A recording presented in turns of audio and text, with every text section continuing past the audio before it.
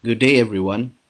I am Attorney Burt Estrada, and I'm here to share with you the journey of the Bukidnon Tagoloanon Tribe towards interfacing capability and in our journey in inclusive growth through inclusive business. So, the Bukidnon Tagoloanon Tribe of Malaybalay is the primordial people of Bukidnon, especially here in Malaybalay City. We are a indigenous cultural community.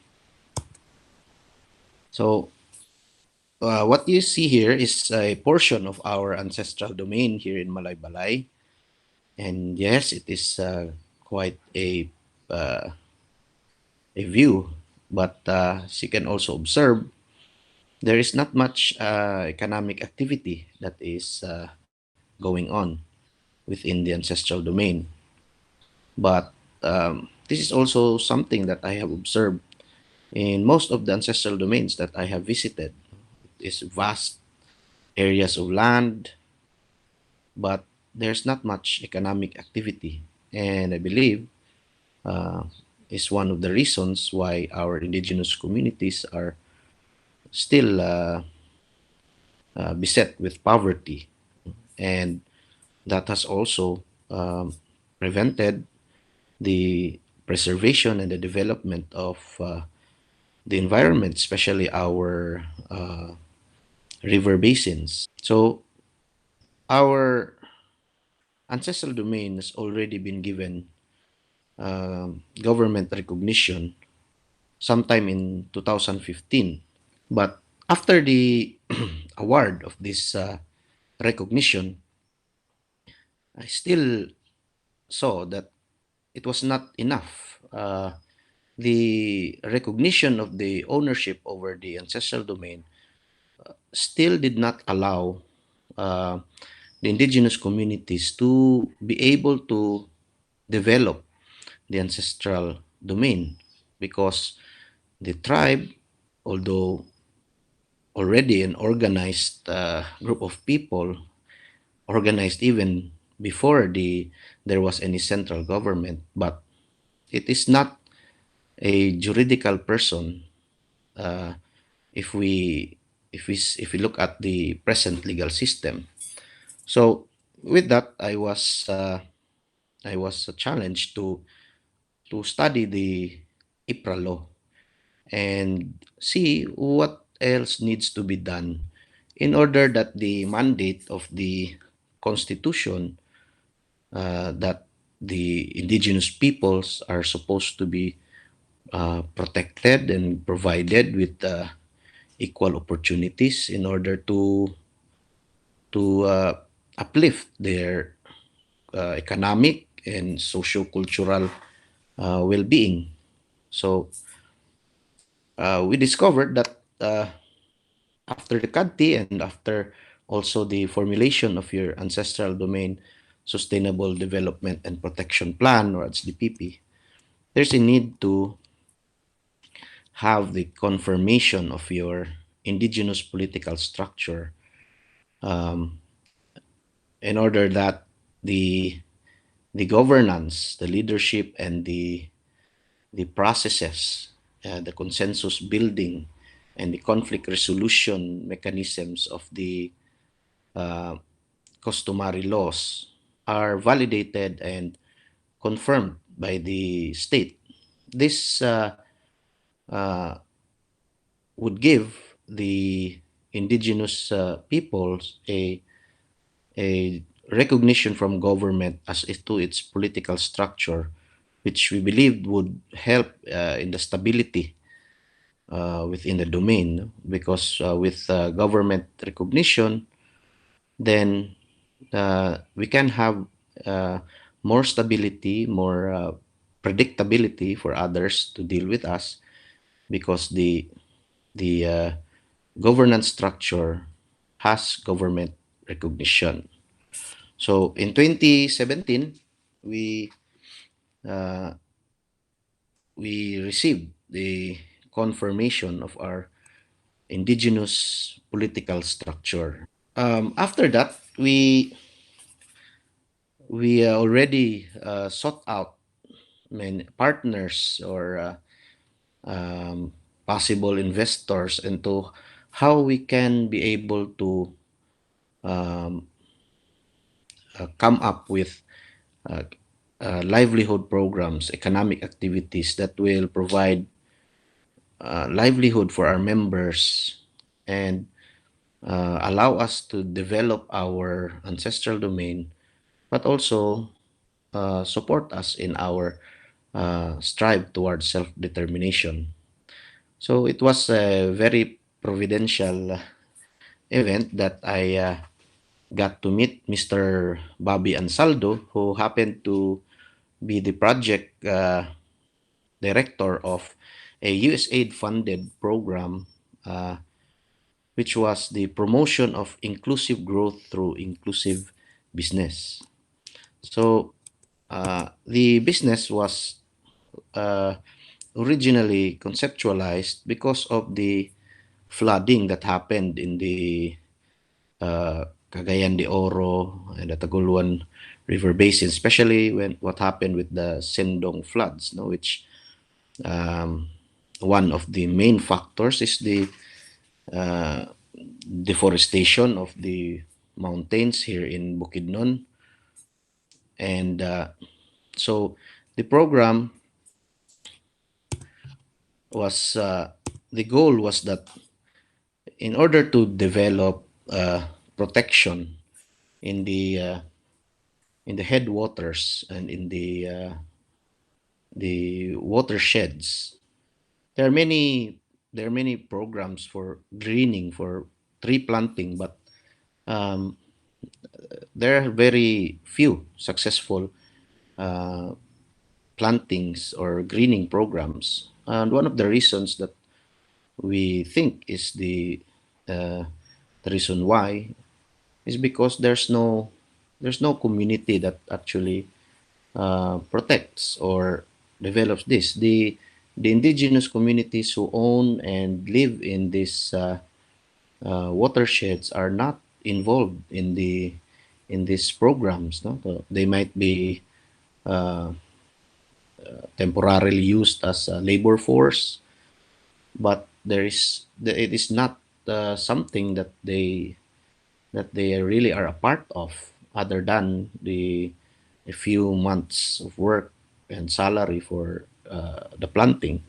So the program sought to develop an inclusive business model wherein um, the tree planting business, in order for it to be sustained, there's a need to include, no, to include the owners of these areas themselves, the indigenous peoples, in the business of establishing plantations. And it is the it is the theory that if the communities themselves are engaged in the business of establishing these plantations, then not only will the plantations be um, have a higher rate of success because the community is there to take care of it, to maintain it, but it also uh, now provides the opportunity for inclusive growth, wherein the marginalized sector, the underprivileged sector, one of which are the indigenous peoples, are really made part of the business itself, and they are directly benefiting from these activities. And so they're engaged not merely as laborers, as land lessors, but as partners in the business itself. So the owner of the land is the cultivators of the crop. So with that, we saw that under the IPRA law, after the after you would have had registered your indigenous political structure, then you can create your indigenous peoples organization, or IPO, which under the law is supposed to be the technical and the economic arm of the tribe, the arm which is now a recognized juridical person under our present legal system. Through the creation of the Indigenous Peoples Organization, wherein we decided to have our cooperative, now the cooperative is a recognized juridical person under our laws. So it is recognizable by the banks, by the local government units, and so it can now interface or engage with the present legal system in order to come up with programs, projects, economic activities, cooperative with a mission to create a cooperative which will serve as the economic arm of the tribe, which is an accepted juridical personality that can access opportunities for capital and enter into commercial transactions to establish a 100-hectare cacao plantation. The vision is for the Bukidnon Tagoloanon Tribe to be able to develop its ancestral domain through sustainable programs that is in keeping with its indigenous culture and traditions, and will uplift the economic conditions of its members to enable them to continue to live as indigenous people and pass on to the next generation its culture. So, with that, we went through consultations with our Council of Elders together with Sir Bob Ansaldo there. Thereafter, because we want to do business in order to provide livelihood, develop our ancestral domain, we went through business planning workshops. And in that workshop, we were able to identify a viable business in cacao. The reason being that it is suitable to our land elevation. It is a perennial crop. It has a short gestation period. It has a lifespan, uh, which is termed as a century plant because it can be productive for even 100 years. No? And most importantly, there was an existing land bank loan window. No? That we formulated with the help again of USAID, and our members here are also knowledgeable uh, in doing feasibility studies. So we developed our business plan. So we uh, went through the CDA or Cooperative Development Authority pre-registration seminars. And the result of that is that we had our uh, cooperative registered. Then, of course, because you want to go into business, we also complied with all the other requirements. And with that, we then set out to apply a loan under the Cacao 100 program of the Land Bank. After applying, then we went to found our potential business partner in Kennemer Foods Incorporated in Davao City. Because of that, we signed a marketing agreement. So we signed a marketing agreement. Land Bank fortunately supported our endeavor and made us a proof of concept that even without those requirements of a 3-year financial statement, of a collateral, they let us borrow money for our first 10 hectares.